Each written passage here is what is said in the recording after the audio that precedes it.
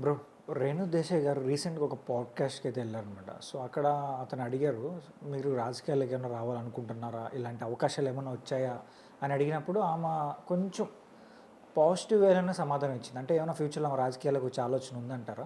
అంటే ఖచ్చితంగా ఇప్పుడు ఆవిడకి మనం చూసుకుంటే బెంగాల్ నుంచి కూడా ఆఫర్స్ వస్తాయి, తెలుగు వాళ్ళ నుంచి కూడా ఆఫర్స్ వస్తాయి. ఎందుకంటే ఒక సినీ సెలబ్రిటీలకి క్రేజ్ ఉంది అంటే ఖచ్చితంగా పొలిటీషియన్స్ వాడుకోవాలని చూస్తారు. వాళ్ళ బ్రాండ్ అంబాసిడర్గా పెట్టుకుని ఏదో ఒకటి చేయాలి, ప్రమోషన్ చేయాలని చూస్తారు. సో ఇక్కడ ఏమవుతుందంటే రేణు దేశాయ్ గారికి కూడా అలాగే ఆఫర్స్ వచ్చినాయి. ఎందుకంటే ఇప్పుడు పవన్ కళ్యాణ్ గారు నేషనల్ వైడ్గా ఆయనకి ఉంది కాబట్టి ఆయన పేరు మీదనే ఆమెను కన్సిడర్ చేస్తారు.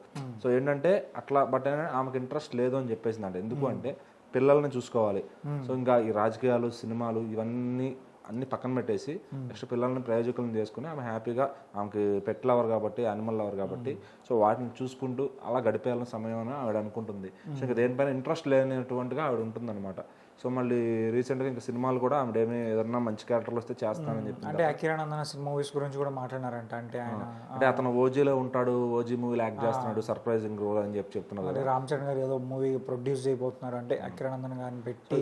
ఆవిడేం క్లారిటీ ఇచ్చారంటే తను ఇంకా ఏ సినిమా సైన్ చేయలేదు. ఒకవేళ అతను ఏదైనా సినిమా చేస్తే నా సోషల్ మీడియా ద్వారా నేనే చెప్తాను, అది నేను అఫీషియల్ గా చెప్తాను మా అబ్బాయి సినిమా చేస్తున్నాడని. సో అంతవరకు ఏదైనా రూమర్స్ వచ్చినా నమ్మకండి అని ఆవిడైతే కొట్టుపడేశారు అనమాట. సో మళ్ళీ రీసెంట్ గా విడాకుల గురించి కూడా టాపిక్ వస్తే, రెండో పెళ్లి చేసుకుంటారని అడిగితే లేదండి నాకు ఇంకా పిల్లలే లోకము, సో చేసుకున్నాక అతను స్ట్రేంజ్ ఫీలింగ్, ఆ ఫీలింగ్ తీసుకొచ్చి పిల్లలకి అలవాటు చేయాలి అంటే చాలా ఇబ్బంది అయిపోతుంది. ఇప్పుడు పిల్లలు కొంచెం అన్ని అర్థం చేసుకునే వయసుకు వచ్చేసారు.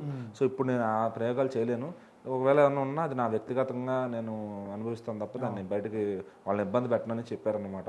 సో ఇక్కడ మనం అర్థం చేసుకోవచ్చు, ఇంకా ఆవిడ పిల్లల గురించి ఇంత నిబద్ధత కలిగిన తల్లిలాగా ఆలోచిస్తుంది. ఖచ్చితంగా ఇలాంటి వాళ్ళని చూసి ఇప్పుడు లేటెస్ట్గా ఎవరైతే ఈజీగా విడిపోవాలనుకుంటున్నారో, ఎవరైతే వేరే ఇండివిజువల్ లైఫ్ని లీడ్ చేద్దాం అనుకుంటున్నారో వాళ్ళందరికీ ఇట్లాంటి వాళ్ళు ఇన్స్పిరేషన్గా తీసుకోవాలి. ఎందుకంటే ఖచ్చితంగా ఇప్పుడు పిల్లల కోసం, ఇప్పుడు పెళ్ళి అనుకోకుండా, అది పెళ్ళి అనేది అందరూ సహజమే, విడిపోవడం కూడా జరుగుతూ ఉంటుంది. కానీ పిల్లల్ని దగ్గర పెట్టుకుని చూసుకోవాలి, ఇండిపెండెంట్ మదర్ అయినా కూడా పిల్లల్ని దగ్గర పెట్టుకుని ప్రయోజకులు చేయాలి అనే థాట్లో ఇప్పుడు చాలా మంది ఉండట్లేదు అనమాట. అంతా డ్యూయల్ ఇన్కమ్, నో కిడ్స్ అనే రేంజ్కి వచ్చేసారు.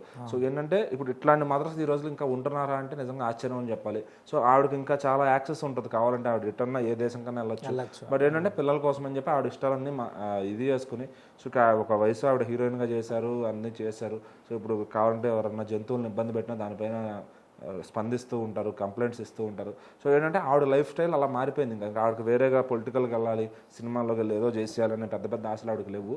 సో అందరూ ఇలా ఉండాలని కాదు, కానీ సో ఇప్పుడు ఎవరైతే విడిపోవాలనుకుంటున్నారో వాళ్ళు ఒకసారి ఇట్లాంటి వాళ్ళని చూస్తే, అంటే తనకన్నా ఇప్పుడు వాళ్ళ పొజిషన్ ఏమి ఎక్కువ కాదు కదా, నార్మల్ ఫ్యామిలీస్ వాళ్ళు కూడా ఊరికే విడిపోవడానికి కానీ ఊరికి ఇదైపోవడానికి కానీ చేస్తున్నారు. సో వాళ్ళు ఒకసారి ఇట్లాంటి వాళ్ళని ఆదర్శంగా తీసుకుంటే, సో ఒకవేళ విడిపోయినా కూడా ఇండిపెండెంట్గా అలా బతకాలి, పిల్లల్ని ఎట్లా వాళ్ళ కోసం ఎలా కష్టపడాలి. సో ఇప్పుడు ఆల్మోస్ట్ మనం ఒక 10 ఏళ్ల క్రితం చూసుకుంటే జనరేషన్, అప్పుడు పెళ్ళిళ్ళు అయిన మదర్స్ అందరూ కూడా సో ఇప్పుడు పిల్లల్ని సరిగ్గా పెంచడం లేకపోతున్నారు అనమాట. సో వాళ్ళు ఇదివరకు పాత వాళ్ళు ఏంటంటే ఒకవేళ విడిపోయినా కూడా, భర్తతో విడిపోయినా కూడా, అది ఎవరు విడిపోయినా కూడా తల్లి ఆర్ తండ్రి పిల్లల్ని జాగ్రత్తగా పెంచి ఒక స్టేజ్కి తీసుకొచ్చే ఇది చేస్తున్నారు. సో వాళ్ళకి లోటు లేకుండా పెంచడం అనేది ఒక ఇది కాన్సెప్ట్ అనేది నేర్చుకోవాలన్నమాట. సో ఇప్పుడు రాను రోజుల్లో అసలు ఇంకా పిల్లల్ని గాలికి వదిలేసి కొంతమంది అయితే డస్ట్బిన్స్లో వదిలేస్తున్నారు. మరి అట్లాంటి పరిస్థితికి వచ్చేసింది అనమాట.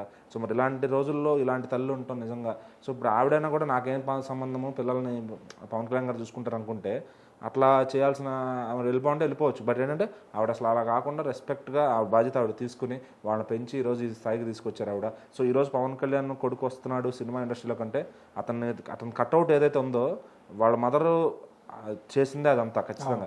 సో ఇందులో పవన్ కళ్యాణ్ గారు ఎఫర్ట్ ఏం లేదు. ఖచ్చితంగా ఆయన పేరు మాత్రమే అతనికి వస్తుంది, కానీ అతని బాడీ లాంగ్వేజ్, అతను పెరిగిన విధానం, ఆయన ఏదైతే ఉండే పబ్లిక్లో ఉండే ఇది ఉందో బిహేవియర్ కానీ అదంతా తల్లి నేర్పిందే. కాబట్టి అతను సక్సెస్ అయితే ఆ పేరంతా తల్లిగా వస్తుంది ఖచ్చితంగా.